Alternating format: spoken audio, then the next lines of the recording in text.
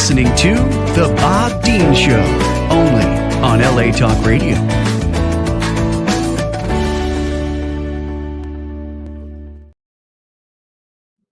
Howdy.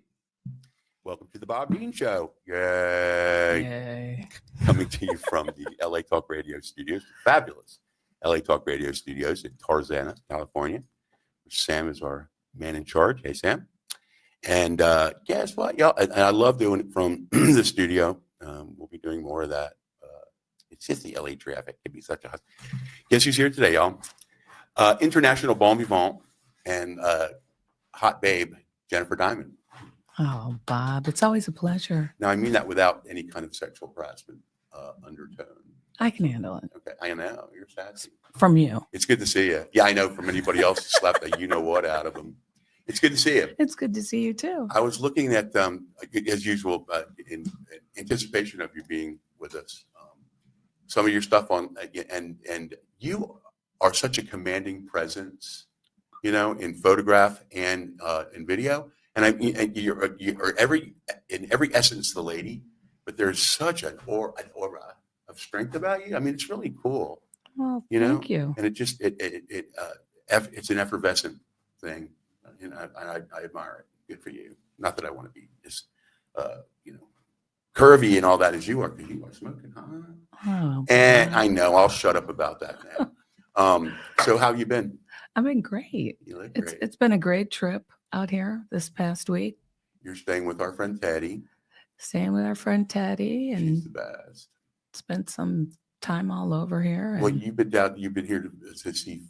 It's a red eye trip. You always leave on the red eye. You're in Fort Lauderdale now, correct? I am. Sometimes I do, but this trip I'm taking the red eye back because for the sake of time, I don't have a lot of time this month. So Mhm. How often are you here? Because I know that sometimes we don't get to see each other when you're here because you've always got so much going on. I'm here about 7 to 10 days a month.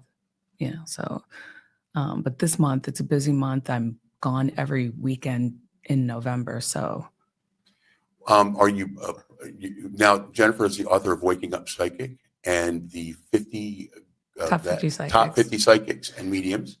yes. And I have a couple books that are going to be coming out right after Ah. the first of the year. So Congratulations on I'll that. keep you tuned up for that. I would hope so. Yeah. Thank you very much. I was looking for my copy of both of these books, and because I love to reread them, and they're in my old satchel. Oh, But really? somewhere in our palatial dingy bachelor pad, and I was so at any rate I would have brought them to display. But Oh, I love it. yeah. So where do we start with this? We miss you around Beverly Hills. I met know. Jennifer when I was a bartender at just a little backstory at Wolfgang Steakhouse, the now defunct Wolf, not Zwiener, but I mean not Puck, but Zwiener on Cannon, and it was the coolest bar. It was. It really was great. And you would come in every Thursday with a group of professional people and friends. Yes. And I got to be friends with at least half of those people myself, many of who have been to my home and my Christmas Eve Happy Birthday Baby Jesus cocktail soiree, which is coming up for the animal shelters and fostering agencies. But yeah, and I knew you for 6 years. A long 6 time. years before I even knew of your gift. I thought you were just, I didn't know if you I just knew that the people you hung out with were doctors and lawyers. And Miss Teddy introduced us years ago. And then she was the one that brought it up. We were just sitting around talking one day. You guys were at the bar and we're chatting this and that. And then you had moved to South Florida. Oh. And Oh, that's right. You didn't know yeah, until because I moved in 2016. And I'll never forget because Teddy goes, Bob, Jen's a psychic. And I was like, uh-huh. And you just humbly went like that. And I go, really? And my first words were, you mean you've been reading my perverted thoughts for the last 6 years and didn't say Yours and anything? everybody else. Right? That's I swear. I always worry about that. I'm like, God, what am I thinking? Because all of a sudden your mind will go in different places. I think I've asked you about that before too. Yeah. You tune that crap out, don't you? Yeah. I see everything, and that stuff is of no importance. Good. If that makes sense. It does make sense. And this is what I'm saying about watching you in interviews and stuff. And not to be kissing your butt, but credit where credit is due. You give a fabulous interview, and you're right on point. You never, you're just For me, it's a pleasure to watch and listen to. And it basically, like the interviews, as ours first did this, I believe this is your fourth appearance here. I think so. Yeah. The Bob Dean Show, I think you're right. From when we were doing it over on the little studio, the Ruby Studio, which of course now it's a great studio. It was a great little studio. Not as nice as Sam's studio at LA Talk Radio, but it was cool. And it was in the back of the Ruby Theater, that little I remember theater. Well, of course, that whole 2 blocks has been torn down. Oh, really? I didn't know that. Yeah, those of you that are familiar with Los Angeles, the Sunset area, where it used to be 2 blocks of little mom and pop businesses, is now 2 really huge, ugly apartment buildings. Oh, really? Yeah. So anyway, they tore that down, but that's where we first met. And first you were on the show, and this is your 4th visit. So welcome back. I always like coming and talking with you, Bob. It's always interesting. And we are taking calls today, and we have a call coming in right now. Oh, really? I don't see a name, but we'll see who it is. I'm sure it's for you. Okay. Hello, thanks for calling the Bob Dean Show. This is Bob Dean and Jennifer Diamond. Who's calling? Hello. Hello. Hi. Hi. Who are we speaking with? My name is Mark. Hi, Mark. So you have a question? I'm calling you. I have a couple of questions, a couple of things. Okay, Mark. I'd like to know how my business events are going to play out in the next week or so, or 3. Is that your first question? Yeah. Okay. And my second question is, how are my relationships going forward? Okay, so we got a 2-part question here. So the first question, work related, which is often seems to be the case when men call in. So I see 2 different things. So you've got, I have a couple of things going on here because I can't pick and choose the information. I always tell people that. But the answer to your first question about work, I see one is going to be long and drawn out. And at the 11th hour, I feel like you're going to have a turn of events that's going to be positive for you. It's going to be a headache. I think it's already been a headache. But I do see some turn of events going on with one. That one seems to me like it's going to drag on for months. There's another one that's a little bit, little more short-term irritating for you. That one, I do see that you can resolve that sooner than later. There's somebody else that I have something else here though that's coming in. So you have a relative, and I'm going to say it's probably a sibling who you have a, how do we say, like a disgruntled relationship with. I see that person resurfacing for you during the holidays, I would say towards the end of the year. So between Christmas and New Year's, he's comes across as a bit of a thorn in your side, so to speak. I see him resurfacing, probably just to irritate you a little bit more, but looks like it's going to be a cross between, he's going to ask you for something, a little bit of sense of entitlement, and then he's also going to try to extend the olive branch for you. So I see that happening. And then you had a second question, which was, I think you asked relationships. Are you referring to personal or professional? Personal.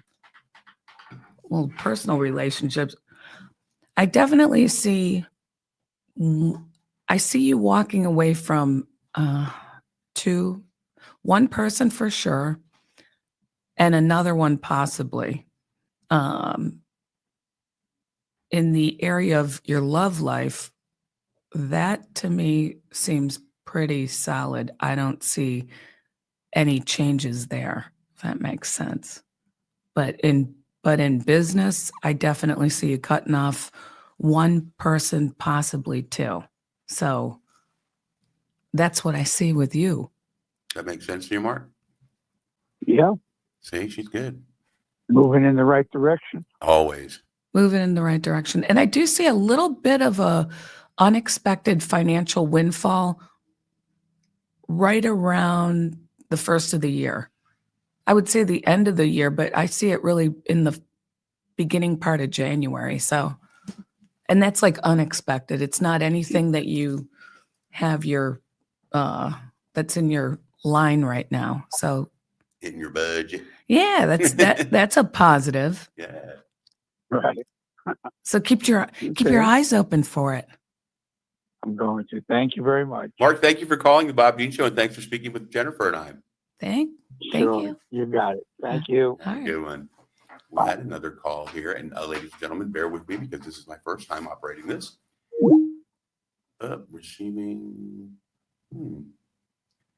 Well, it's blinking, so as soon as our next caller comes back through, I'm going to start pressing buttons here. See what happens. All righty. Well, at any rate, we'll figure this. Oh, wait, let's see what this is up here. Sam, I know you're probably rolling your eyes going, that's stupid. Beep. I know everybody else is. Jen, No. if you don't mind, can we go back to the beginning of the birth of your gift, we'll say? My waking up psychic. Yes. And that was you and Tony. Tony, you have a good memory. Yeah. I only had- Yes. We're in Fort Lauderdale, right? It was in Boynton Beach, Florida, actually. Boynton Beach, But which close. is close. Yeah. Close. And it was what's for your spring break? Memorial weekend. Oh, Yeah, we were on vacation and we were in an unfortunate accident, a horrific accident. horrific accident, and that was the beginning of a whole new life. I was in a short coma, so to speak, and when I woke up from it, everything was different. Well, I remember us talking before. Now, to go to the details, though, you were. They had to cut you out of the car. It took what, 4 hours? No, like an hour. An hour. Still. But Tony was with you. You guys were at the hospital together at the same time. We were. He was in a coma for about 12. He was on life support for 12 days. It was, yeah, difficult, Of course. very difficult time in And my life. of course, and in your book, and we've talked about this too, you talk about how you could hear the nurses talking before you had any idea what was going on, but when Yeah. you awoke, I was not awake, and I when you was woke, yeah. I'm sorry, go ahead. You're saying when I was When you were the first memory that you had with it was the hearing the nurses talk, and didn't you describe it as like a that's about how it felt. I mean, it was like was it like an out of body experience? Could you look down and see yourself? yes. I mean, you go from, in short, I went from a very calm, peaceful place to coming back and slowly going back into my physical body, and it's disruptive. Because Coming back, yeah, it was disruptive is the way I would describe it, at least for me. but you would so. describe it as like as a like passing, like you had passed on. You were dead. I But- wasn't. Well, Some people ask me that, but I wasn't dead. I Mhm. was just not awake for 36 hours. And I was able to look down at myself laying in the hospital bed, hooked up to machines. I was able to see all that. I was able to see what was going on with the doctors and nurses in my room. But I was not awake. Well, before I used to sleep 36 hours when I was a bartender in Miami, but that was another long, but honestly, getting back to being serious, the description, like when you realized that you were back, and I'm sure Yes. that the clarity of seeing yourself and the movement around you and that sort of thing, can you remember what it felt like? I mean, were you like, or was it just something that you felt was so natural that you didn't think anything about it? I mean, you could just easily look at me and go, wow, that was really wild. None of the above, really. I mean, it was a slow, when I woke up, it was around probably 3:00 in the morning, I want to say, because it was dark in the room. The lights in the hallway were on. The nurses were like right outside, probably 30, 40 feet away, and I'm listening to the sounds of the machines, the heart rate monitor and all that. And so I slowly watched myself transition back into my body. I mean, it really was, for me, I've seen it in movies before, when you see like the movie Ghost, I think it was with Patrick Swayze and Whoopi Goldberg. It was similar to that. For me, it was. But I didn't look around or anything. I didn't move my head. I didn't move anything. I stood there and just moved my eyes for, I mean, it could have been an hour. I was awake for a while when I transitioned back, but also too, maybe a bit of it had to do with the fact that I had broken ribs, fractured sternum, broken nose, but it was really the ribs and the fractured sternum. I was, in pain.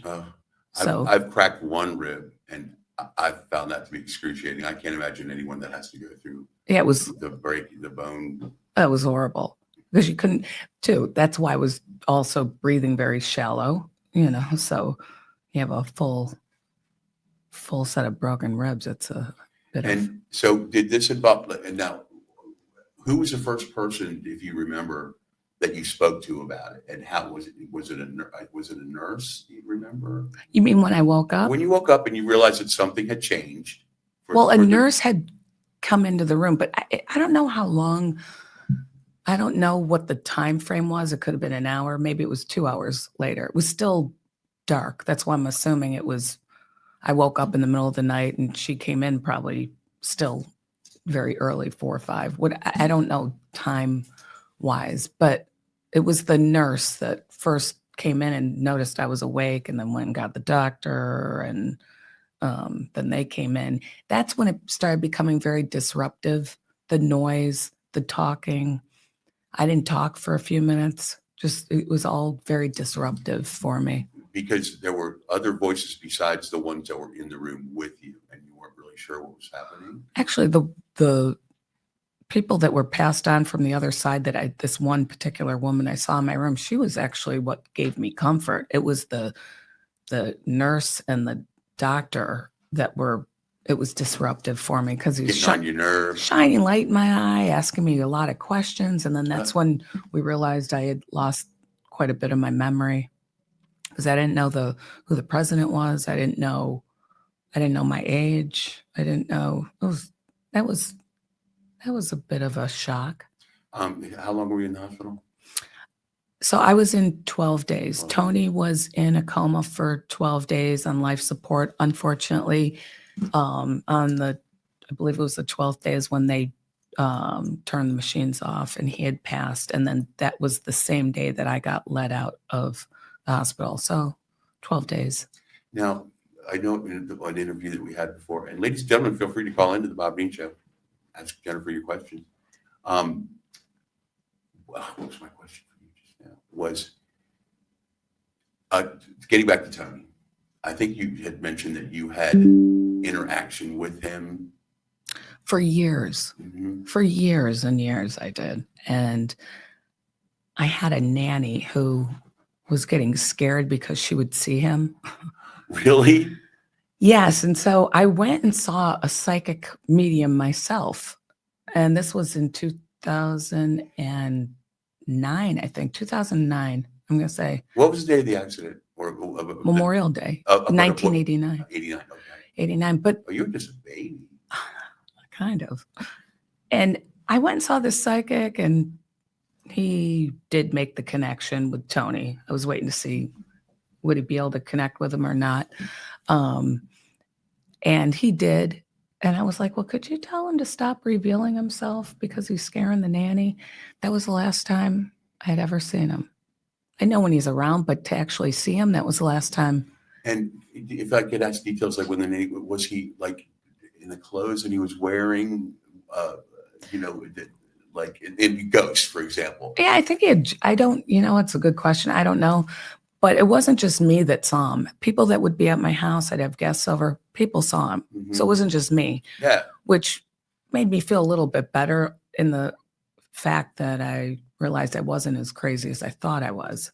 Because the first time I had somebody over and they saw him walk out of one room into another, they looked like they'd seen a ghost. And they did. But it happened many times over the course. So 89, 99, 20 years. Wow, that's a lot. So 89 to 09. because we had talked before, and you had actually Gene, who when I ran the Lasso Lounge on South Beach, which was haunted by Tea Spirits, and Gene came to you, and because you nailed it, and because the point being is that she and Henry were very, very, very active, but never visually.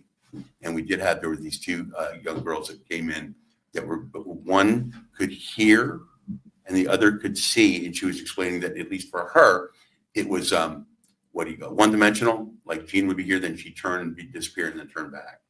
Yeah. Yeah. But So I don't, because when I give readings and stuff, I don't fully, I mean, I remember a little about what I told you, but when I'm giving readings, it's not me. It's just they come through, I give you the message, and then 95% of the time, maybe even higher, I don't remember what you I don't tell. remember what you're saying? No. Because I know naturally won't mention any names and all that, but it was 2 years ago when our friend passed, Oh, yes. and the young lady that he was close to. I read for her. And that was so wild because you guys had never met, but I No. knew the backstory because you had moved and she was part of the group that came to Wolfgang's, and they were very, very close, and she was just devastated. She was devastated. And when because you were and Teddy were already there, and it was a little bar at the now defunct I remember. Tommy's, Yeah. and I saw her and her best friend coming up, and I'm like, this is going to be interesting. In a good way. It was interesting. I mean, he was one of the cases that was interesting for me because I got to communicate with somebody that I knew. Because obviously I've given thousands and thousands of readings in 34 years, thousands, literally, over that period of time. So it wasn't until my girlfriend's husband, who it's all public, he committed suicide, and that was all over the news and the media and all that. And I had Entertainment Tonight, all these people calling me for a story, which I never spoke with them because it was, personal. And it was a bit odd for me to actually communicate with somebody that I knew here and now they're gone. And so that friend of ours that you're talking about, that was probably the third time in my life that I had communicated with somebody that I knew that now had passed. Because you guys you spoke for a long time, and there was lots of tears on one side, but you were just so affirming and comforting, and basically were just like, this is exactly what he wants you to know, and he's with you in that. It was just beautiful. It was. Because that, she needed to hear that. She did. From what I remember, I think she was pretty tore up. Terribly. And because it was his loss was so sudden, and it was,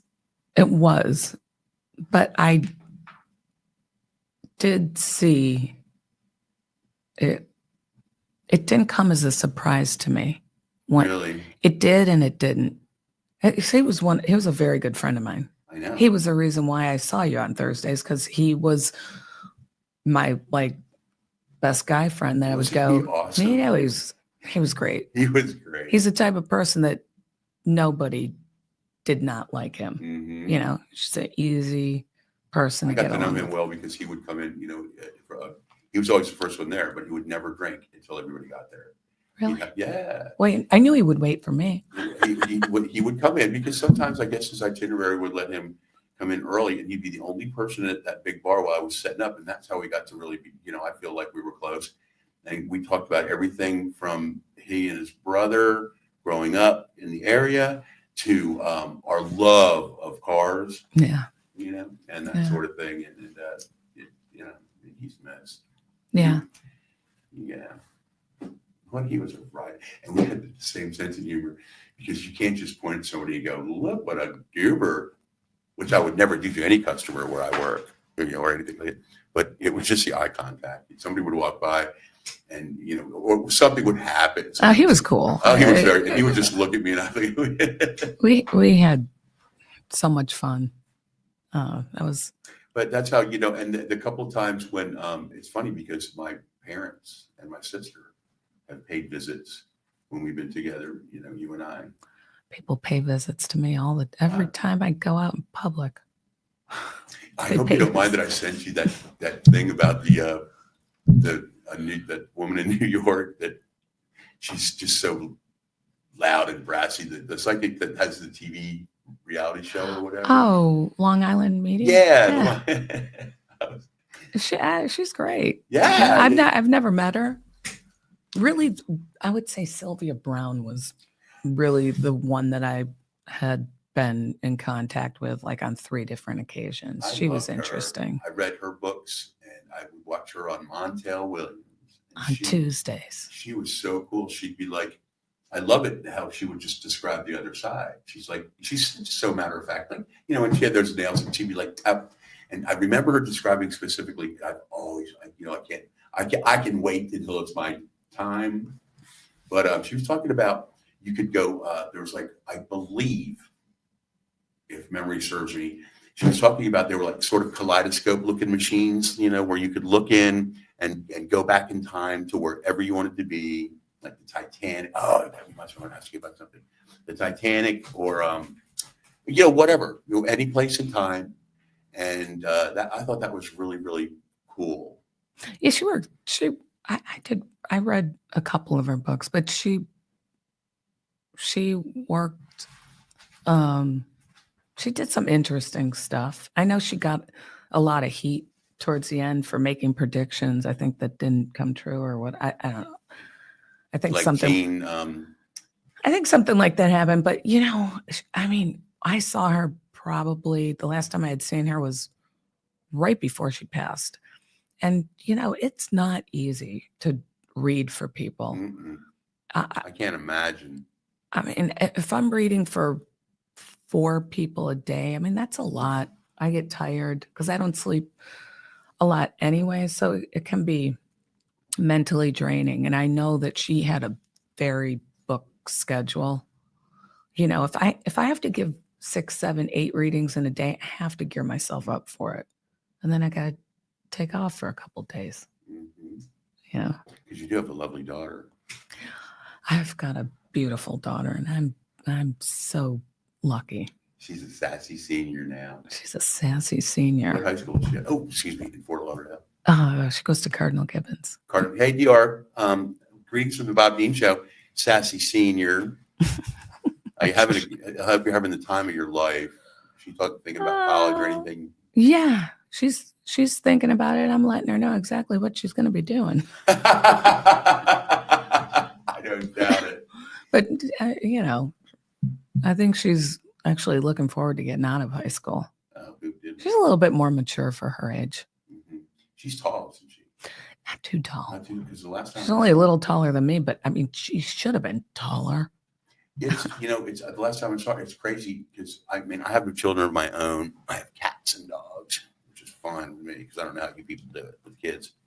I don't know how the first time you ever handed her car keys or whatever, because if I have a cat that doesn't come home, I am freaking out. Well, that's why I watch her on the. Oh, you have all that technology set up? Yeah. I'm like, don't give me a hard time about it. They don't realize we live in a different time, and I don't want to keep harping on her about this stuff. I'm like, it's not an issue for me. I need to know where you're at all the time. Yep, that's just the way it is.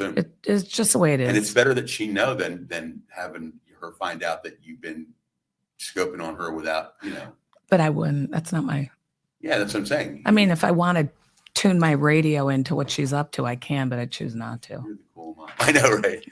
You can call in and talk to us, ladies and gentlemen. You're at the Bob Dean Show. This is what I wanted to ask you because I asked you this for years and I always forget. There's a person, she and I used to be very, very close. Unfortunately, we had a falling out, and it was sad and bad. But she was convinced that, and we did talk. The first time I ever talked to a medium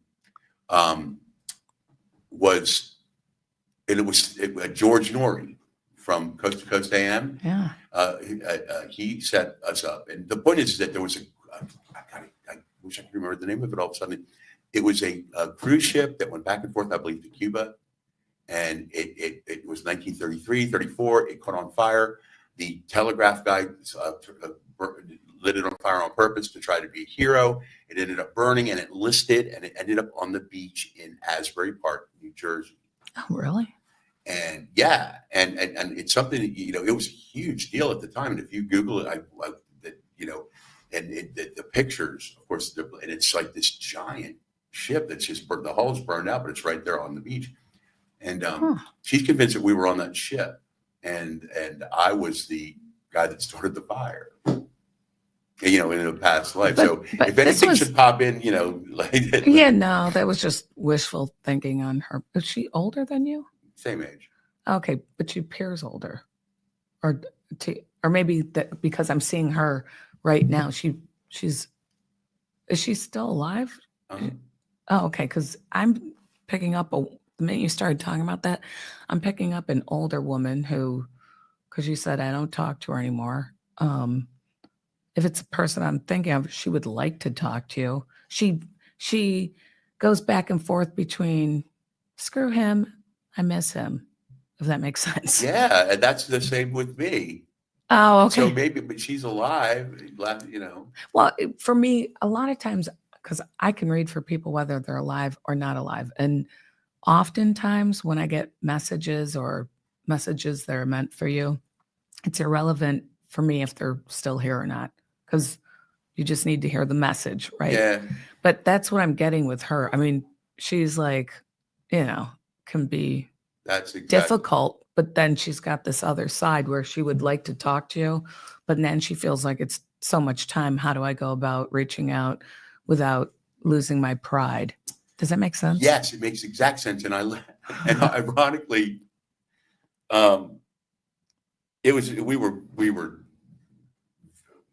best friends, and we blood, and we had a falling out, and I thought it would be repairable. She is very, very strong-willed, very strong-willed. She always has to be right, that sort of thing. And we haven't spoken in several years. And last night I was brushing the cat, and I was kind of in and out of sleep, and I was listening to this playlist of great songs from like 1983 when we were kids and we first met and we worked together in Miami. And when I got my bearings together, and I left her a really nasty text. Why? Because there's a third person involved that didn't deserve any of this. Yeah. And the person that we're talking about turned her back like that because she thought, that there was an alliance between this other girl and the other girl, who was, the three of us were extremely close. The third person never once got involved. I never brought it up to them and said, what do you think? This is what happened? Never. One time I said, well, you heard that, she and I had a falling out. And the three of us were like, and she heard I had falling out. She goes, yeah, that's what I heard. And that was the end of it. And then like a year later, guess what I did was everything that this person had given me over the years, a ton of stuff, I threw it in a big box and shipped it to her without wrapping it. It doesn't matter. But yeah, so hopefully maybe. But last night I woke up and I was just angry because of the way she treated the other person involved. And I felt, the text was like, if you wrote me off, what can I do about it? It hurt before, but it doesn't anymore. But this other person, I hope that they can mend it. Well, you probably should call her, because what I'm seeing is I don't even think she knows what she was. I don't even think she knows what she was mad about at this point, just that she was mad. And sometimes somebody's got to be the hero. So I always say this to people: when you're 3,000 miles up looking down on this, did it matter? If it really mattered, then yeah, you kind of go your own way and you don't acknowledge it. But if it does matter, then you still have these feelings, and it's time to maybe reach out, extend the olive branch. Even if you feel like you're 100% right, it's irrelevant, because sometimes the other person needs somebody to reel them back in. And I just see that I miss this person a lot. Oh, there you have it. I don't think about them anymore, but I do when So you can. Now I have to go back and you can call me next week letter. And let me know what happens when you call her. I will, and I'll say, look, sorry, and I wasn't even intoxicated. Whatever. Okay. And anyway, thank you for that. That's good advice. Where are our callers today? I'm wondering. Nothing's happening here. Nope. I wish they'd call us in. I know that. Well, I'm hoping that Kathy St. George will give us a call from Palm Beach, West Palm Beach, Yeah. and the number is three. Oh my goodness! Apparently, Sam, they're calling, but there's no answer. So, am I doing something wrong here? I don't see it. I'm sorry, Jen. I knew it wouldn't be an episode without me screwing something. I don't see it ringing anywhere. Should I leave page? I get. I'm sorry, Technically, gang. you got to get.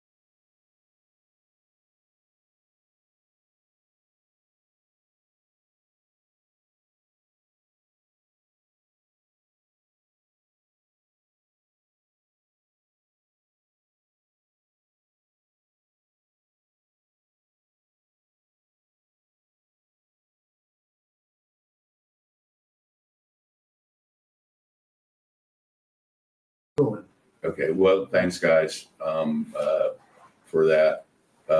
I screwed it up, So anyway, I know Kath's trying to call in, so that's what I'm saying. I don't see any addition here. So how about if we just call her up?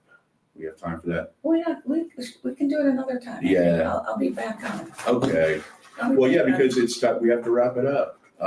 Goodness gracious, I don't know what I did again. And you know what? I'm going to stop bitching about it. I made a mistake. I'm sorry about that. Thank you for being so kind about it. Yeah. Because normally, the Bob Beach Show is very entertaining, and Jennifer Diamond is extremely entertaining and informative and fun, and you're just a good egg. Thank you, Bob. So let me ask you this: are we going to go a few more minutes, Sam, or are we wrapping it up? Because the screen is not the kind I'm used to.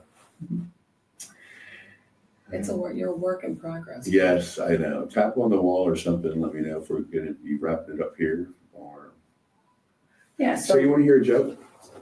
Okay, well, go ahead. Yes. Tell me a joke. Okay. So this woman from New York City moves in. It's an old joke, but I love it.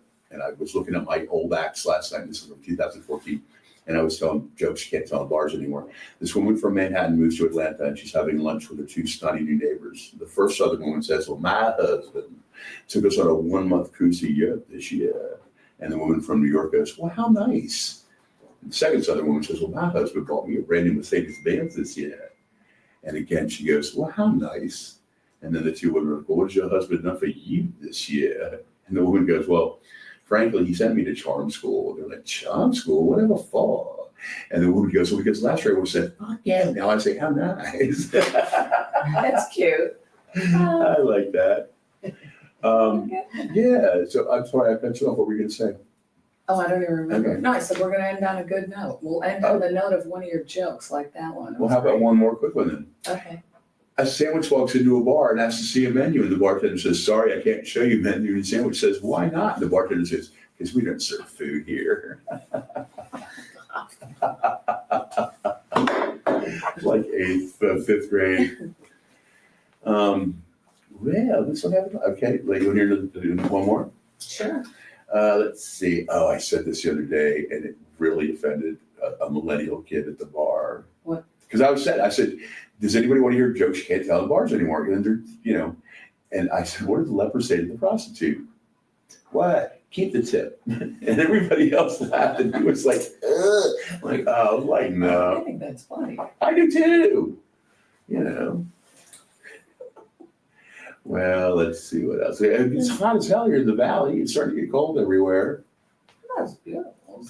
What's it like in Lauderdale? It's your season is coming in now where it's so Yeah. beautiful. There's no humidity this Yeah, time of it year. ended like 2 weeks ago. It's nice. Now the weather's perfect and Yeah, that was sunny South Florida. because I loved when I lived there. I was a kid and I had no reason to have to dress up.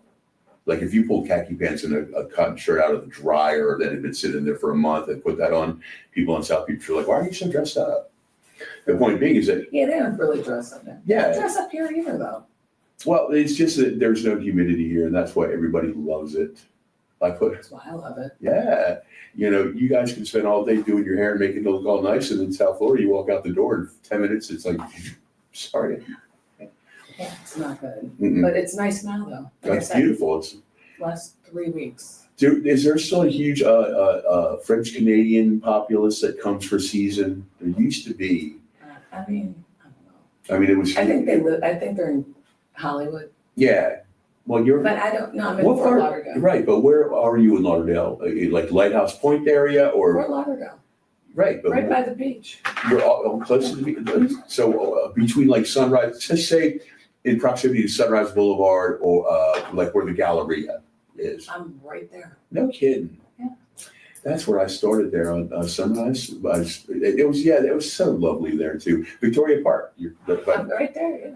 Yeah, Victoria Park. That was my Oh, it's favorite. beautiful. South Florida is great, and Well, thank But you. I love it here though. I like Florida, but I love California. Well, it's nice that you can come back and forth. I know. Well, because I'm I'm fortunate. gonna twist Teddy's arm and we're gonna show up at your door without even calling. You don't have to Ding choose. dong, we're here. Enter Tony. Oh, it's See, okay. That's one thing that for all the years I lived on Miami Beach, it was at the most wonderful time. Because South Beach has a fascinating history, as far as the tropical storm of 1930, whatever, that blew the entire beach down. And then there was like, I don't know, a handful of structures that were left unscathed. Deco was born. Miami Beach, Lincoln Road was the Riviera of the world until like the late 40s, early 50s when they built the complex, the Eden Rock and the Fontainebleau. So people of means started going to these self-contained things, and South Beach, all the beautiful hotels started to go empty. Then the Jewish folks from New York moved, and that culture in itself was fabulous and fascinating. And I just watched this great documentary that a young Jewish guy did. And it was lots of photographs and films and that sort of thing. And because I knew that there was a lot of older Jewish people, like when I moved there in '82, you didn't go anywhere near South Beach because of the Mariel boat lift and the Marielitas, that the crime was just like the movie Scarface was entirely accurate. But before that, precedent to that, these people were just marvelous. And like the women in the one-piece bathing suits with the big hats out there playing mahjong on the beach, and the guys smoking the big cigars and everything. And it was just so much of a wonderful interchange life they had with parties and dinners, and each place was a different party every night. And then unfortunately is that those folks started to pass on. I guess it wasn't End of an era. their kids all started going to Boca instead of South Beach, I would assume. End of an era. Yep. And then it became, well, then if people, it's so funny that how many people are not even aware of the Mariel boat lift and what impact it had on Miami and the United States. But that's when I first moved there as a kid, it was like, don't go over there because the crime is so bad, you'll get your throat slit. Then gentrification, people got tired of it. There's gorgeous apartments and they're cheap. And the Strand, where my friend Cheryl Cook was a bartender, and I'm the third person in the world to ever have a Cosmopolitan. My friend Cheryl Cook invented that, and I'm in Cheryl Charming's cocktail book as well, self-promotion. But that Strand, and then the Lasso Lounge, with the bar that I ran, was across the street, and Lulu's, and these little places that started, and then the various gay clubs all started to bring the life back. And that period, it was so much freaking fun. End of an era, though. End of an era. But everything's changing. It's Yep, now it's all South Brookville. Florida's turning into little Los Angeles. That's why I don't want to go back. And same thing as Nashville. I don't want to go back to either place because I want to remember them the way they were. Yeah. Now you can appreciate them because you're back and forth and the changes It's are happening. fun So though. I mean, there's a lot of great restaurants and art galleries and a lot of different stuff. is Las Olas still really hot? Yes. It's all picked back up again. That's great. Yeah. It's nice. Oh, I used to have so much fun there too. Memories getting there. So let's see. This is where you have to talk about how I pull things back in, right? Hey, well, you're going to end it on your last good joke. My last good joke. Okay, it's one of those you can't tell in bars anymore. Is that going to be okay with everybody? You're not going to offend me. Okay, this guy buys a coal mine. He hires a black guy, a white guy, and a Chinese guy to work in it for him. The first day he lines them all up, he tells the black guy, "You're in charge of ground level to sub-level transportation." You got it? I got it. He tells the white guy, "You're in charge of picking and shoveling." You got it? I got it. He tells the Asian guy, the Chinese guy, that you're in charge of the supplies. You got it? I got it. Go to work. Miner leaves, comes back 8 hours later. He says to the black guy, "What are you doing?" The black guy says, "Well, I'm doing what you told me to do. I'm in charge of picking and shoveling." He goes, "That's a great job, man. Thank you so much. What about the Chinese guy and the white guy?" He goes, "I don't know. I haven't seen him since this morning." So the mine owner goes down in the mine. The next guy comes across as the white guy, Caucasian guy. And he says, "Well, what are you doing?" He goes, "Well, I'm in charge of picking and shoveling." And the mine owner goes, "Well, you're doing a great job. Thank you so much. What about the Chinese, the Asian guy, the Chinese guy? Well, have you seen him?" He goes, "Nope, I haven't seen him this morning, since you put him in charge of the supplies." And the mine owner's like, "Oh, great, this guy's lost." And so he gets this big spotlight. He's going further and further down in the mine, further down. And he comes around the corner and the Chinese guy jumps out and goes, "Supplies!"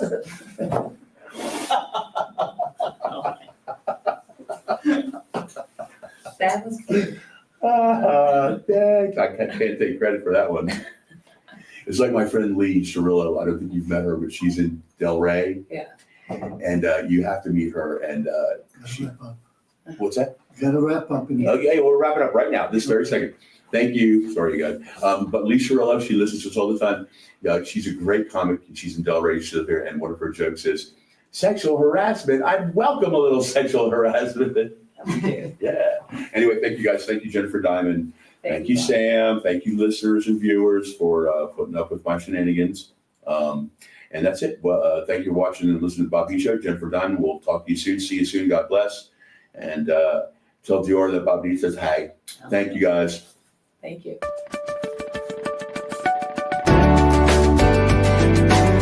You're listening to The Bob Dean Show, only on LA Talk Radio.